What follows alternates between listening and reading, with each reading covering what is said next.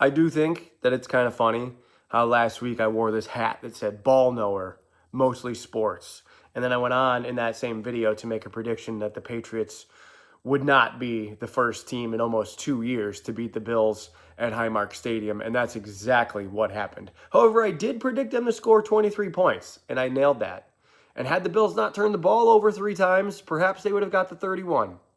But kudos to the Patriots. And kudos to Stephon Diggs. This is going to be probably an unpopular take, but I don't reflect negatively upon Diggs and his time here. I don't have any disdain for him. I think he's an awesome player. He proved it again on Sunday night. Stephon Diggs has this switch that he can turn on for games like that. And you can call his motivation cheesy or corny or whatever you want to do. I might even tend to agree with you, because I do think that he sort of forced the Bills' hand. I don't know that. There's really no report about what was going on behind the scenes, but it does seem like he wanted to get out of here. And the Bills, I don't know about reluctantly, maybe reluctantly because of the amount of salary cap money that they had to eat, acquiesced. They were like, all right, fine. Yeah, you're right. You're not the focal point of our offense anymore. We're kind of changing the way it's going to look. So yeah, you can go play somewhere else. And he just looks at it like, this is the team that cut me, and whatever. If you think that motivation is cheesy, that's fine. That's probably even right to some extent, but it works for him. It doesn't matter what you think of it, because it works for him. That guy got up for that game. He was walking up and down the sideline in everybody's face, like in a positive, beneficial way. And that's kind of how I remember him with the Bills. I'm not saying that 100% of the time it was great. It was, flowers and roses and whatnot, or whatever that saying is, because it seems foolish to think that, given the way that it ended. But he has a switch that he can turn on for games like that. 10 for 146, unstoppable all night. You knew where the ball was going. You couldn't stop it.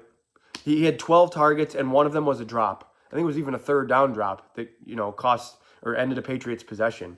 And fans cheered for that a little bit. I don't think he necessarily got booed that much. It was a little bit, for sure. I think he got booed in pregame a little bit. He got booed after his first catch a little bit. But then it became, this is the player that we loved for 4 years, that we put his name on our lawn signs and in our windows, our business windows and stuff, and on our billboards. Yeah, that's how I remember. I remember him being awesome, despite the Kansas City play, the Kansas City playoff play. I get it. I get that might be the lasting memory of him, but I just remember him being an outstanding player. And I have a signed jersey of him framed. It still hangs, I moved it from my old house to the new house. It's not hanging yet, but it will be. I like the guy. We have a guy that has a switch too, though. Josh Allen has a switch, and he can really turn it on. I talked about this last week. He can really turn it on almost on command. It's just kind of it's a difficult thing to play with throughout, the entire course of a 60-minute game. He maybe overturned it, broke the knob a little bit, because the Bills on the last possession, down 20 to 17, he went a little hero ball, I think, on the final 3 downs. Actually, the first down, I think, I might not be remembering this correctly, but I think it was a screen pass to Shakir that was incomplete, that he maybe just dropped. And then on the next 2 plays, I saw the replays, the all 22s and everything, and it felt like this. I didn't really need that. I didn't need to see the replay to know this. He kind of just bailed on a clean pocket and was like, I'm just going to make a hero play. And I get it. I get it to an extent. He's probably thinking, this always works out for me. It works out for me all the time. I've seen myself do everything there is to do on a football field. This will work because it just does for me. I get that. And the Patriots, to their credit, they were ready for it. I saw the Curtis Samuel breaking open over the field while Josh was still in the pocket. Yes, he probably has a touchdown there. What the end of that game felt like was really how the end of the Kansas City playoff game that I just alluded to, the Diggs play one, the home one, where if the Bills had made that field goal, you felt like you were going to lose anyway. And I'm not trying to talk poorly about the defense. That's how it felt. That's how it felt being like you feel like the inferior team in that second. Like, oh, we kicked the field goal to tie and we're going to give the ball to the other team and just try to get a stop. Don't love that. Don't love that. I'd rather be the other team 10 times out of 10, 100 times out of 100. Yes, I know this was the same thing. That's just how it would have felt in the Kansas City game. Had Tyler Bass made that field goal, I think we all looked at it as the kiss of death. Anyway, it's just weird being on the other end of this. That's how it feels when that happens to you. It's been a while. But again, kudos to the Patriots. The Bills really had a chance to sink their claws into the division. And now the Patriots are right there. They're one game back. You know, they got a little bit of an edge because they have the head-to-head currently.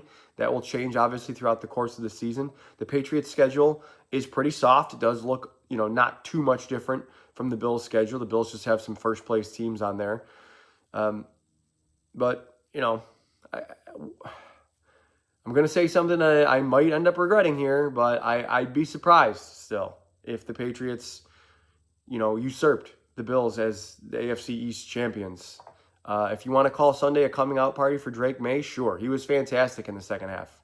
13 of 14 in the second half, 6 of 6 in the fourth quarter. That doesn't mean that the Bills weren't. Okay, had it not been for Josh Allen's interception in the red zone, which is pretty uncharacteristic of him, the Bills might have scored 24 points in the second half. And yes, the first half was concerning. And I am still concerned about the defense's ability to get a stop when they're behind or when they absolutely have to have it. That concerns me a little bit because they're not often behind. And it does seem like when they are, they have a difficult time with stops. That wasn't really the case against Baltimore in week 1, and that was encouraging. But it kind of reared its ugly head again this week. I think back to the Rams game, more specifically last year. I know it's last year, but it was like, hey, Josh is scoring touchdowns every time. We need you to get a stop here. And they just couldn't do it till very late, and then it became too late at that point. But yeah, the division it's there now. It's there for New England, and, the Bills have to be conscious of that. They're awake. They can no longer sleepwalk through the rest of the regular season, or in coast to the division. They got to be back. I'd still rather be the Bills than the Patriots the rest of the season. So that's the truth. That's not to discredit what the Patriots are doing at all. Again, I just think this was one of those games where the turnover battle was bound to catch up to the Bills at one point or another, that the 24 straight games or whatever. Do I love an end around to Dawson Knox? Not particularly, but I'm not shocked it didn't work. I'm a little surprised that it fumbled because the Bills are just not really a fumbling team. Coleman fumbled as well that led to 3 New England points, and that was the difference. Coleman fumbled that led directly to 3 New England points. Josh threw a pick in the red zone that took at least 3 points off the board, and 3 points was the difference. Again, they were outstanding in the second half. It was touchdown, interception, field goal, end of game. They scored 17 points on 4 meaningful possessions, and they would have scored on the other one if not for the turnover. So, yeah, I expect that to be... I don't expect the interception to be the norm. I expect it to just be cleaned up, I guess. Coleman just can't be fumbling. I'm going to make a bigger point, I guess, here about Coleman, but I don't mean to make it sound like an intense criticism of sorts, because I still think he can be a good player. I've seen it. The problem is, right now, at least, that every possible outcome when throwing to him is on the table. Is he going to moss somebody? Yes, I've seen it. Is he going to make a not miraculous, but a spectacular catch for a touchdown? I've seen it. Is he going to, make a nice play on the sidelines or hit a slant and get yards after the catch? I've seen it. Is he going to drop the ball? I've seen it. Is he going to fumble the football? I just saw it. Is he going to be disciplined, like Coach McDermott said he was for the first drive of the game? I've seen it twice now. That's volatility. And when you're volatile, you're unreliable. So that's just where it is with Coleman right now. That's not to say it can't be fixed. I just want to see that growth from him. Anyway, Bills are back in primetime again this week against the Atlanta Falcons. Falcons are coming off a bye and a win at home. So the Falcons have not really traveled at all in a few weeks here. Well, they probably left for, the bye week and whatnot. But they're a weird team. They're built nicely. I like Raheem Morris as the head coach. They have first-round picks all over the offense. How good are they? Kind of a question mark. I like Drake London. I like Bijan Robinson. Penix, I think that the jury is still out on. A couple great linemen in Lindstrom and Jake Matthews. Kyle Pitts is there as well. I think Kyle Pitts stinks. There's my hot take of the day. I mean, yeah, he's going to score now. I know he's going to score now, okay?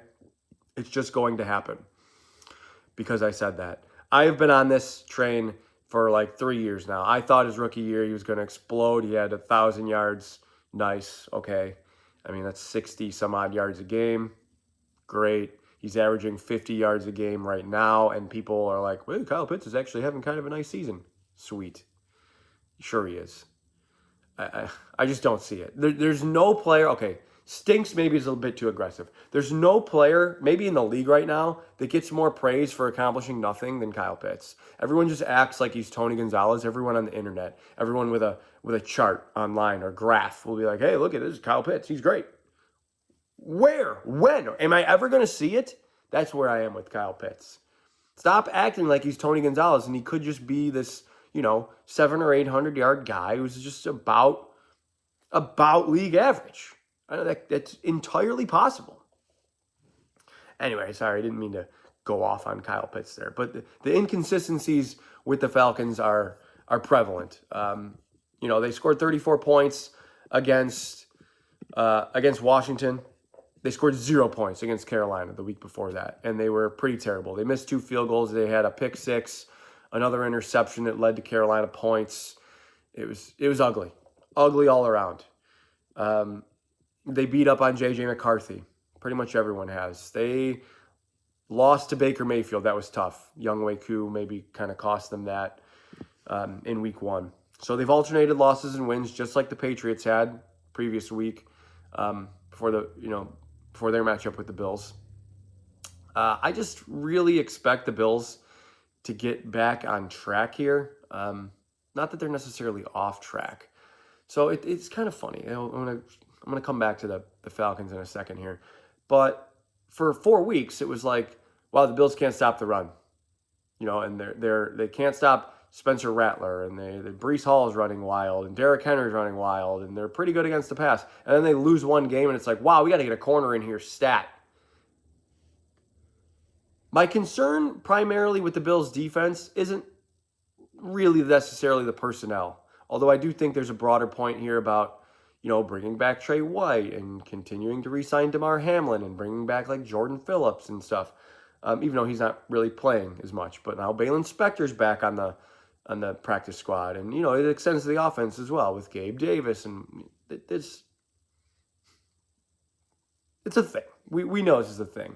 My concern with the Bills' defense right now is the tackling. It's not even close.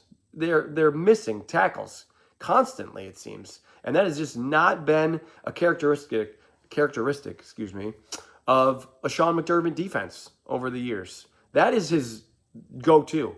And honestly, if you watch other teams around the league, it's amazing how much better defenses look if you just don't miss tackles. You're going to allow yards. It's football.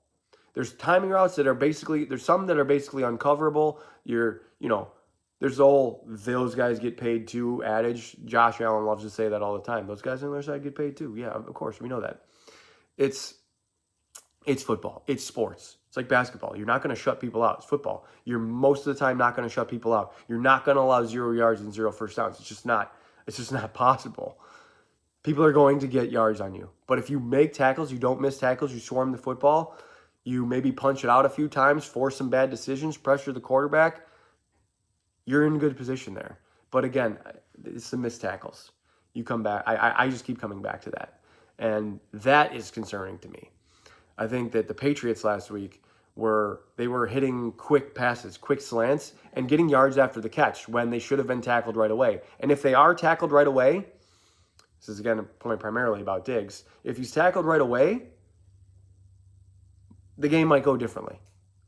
But he's catching a slant, he's spinning away from somebody and getting yards. Like you can't have that. I know that it's going to happen from time to time, but it is all too consistent right now with the Bills defense. So I look for some improvement there. But the Falcons do present that challenge. I mean, their matchup problems, all over the field, really. If you think the Bills can't stop the run, Bijan Robinson is maybe the best running back in the league. He's certainly up there. Certainly one of the more talented running backs in the league. He can hurt you with the zone run scheme. They love to do that. They love to run out of the pistol. But I do think there's some predictability with the Falcons offense, because the running game is difficult to stop, but it might be, I don't think there's a lot of, what's the word? I don't think there's a ton of different looks. And Penix in the pocket is going to be there. He is he's not Drake May. He's not even Spencer Rattler as far as, mobility goes. He's going to be there in the pocket. So if the Bills pass rush is looking to get home, this might be the game to do it. It's not going to be easy necessarily. They have good linemen, the Falcons do. Not saying it's going to be easy, but this is the game where you look to do that, to get your pass rush on track, to shore up your tackling, because it's the next opportunity, really. I expect the Bills to win. I don't think that's foolish at all. I think they're favored. I think what are they favored by 2.5 or 3.5? So you kind of do the 6-point flip because they're on the road. That's about a touchdown favorite, 8-9 points that Vegas thinks they would be if they were at home. That's what it was last week against the Patriots, and the Patriots won the game outright. Josh Allen in a dome, coming off a loss. Give me the Bills. Give me the Bills.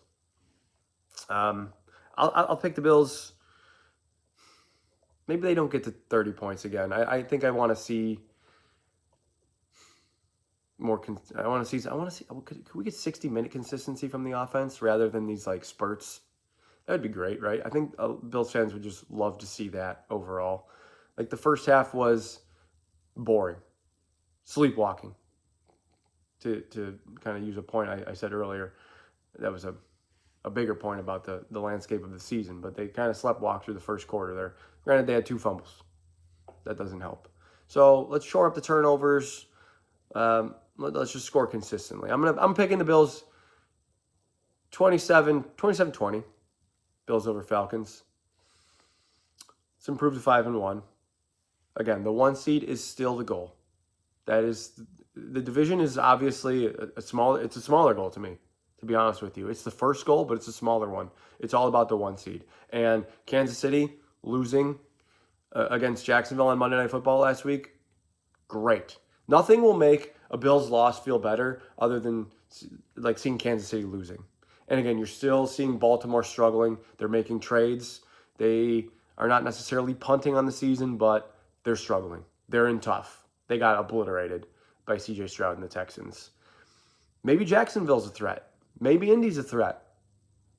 But you're taking those matchups in the playoffs, right? I still wouldn't put it past the Chiefs to win the division. I still wouldn't put it past the Chiefs I would almost guarantee they're going to make the playoffs. And if you end up in the 1 seed or the 2 seed, that could be a problem for you, especially if they're a wild card team, because you could play them sooner than you had planned on.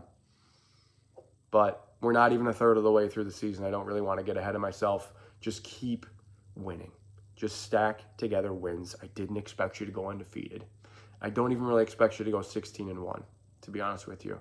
But I think Atlanta's a team that you should beat. So, guys, as always, thank you for coming this far in the video. Appreciate it very much. Bills, 27-20. Hit me up on Twitter. My Twitter handle and YouTube username are the same. Enjoy your weekend. Enjoy Monday night. Enjoy the bye week after that, and I'll talk to you for the Carolina game, which I am going to attend. And I expect much of Buffalo to attend. That's got to be 50-50. The last time I went to Carolina, it was insane. And that was 2017. So I can only imagine what it's going to be like now. That was pre-Josh Allen. Sorry. Enjoy your weekend. Enjoy Monday Night Football. As always, above all else, go Bills.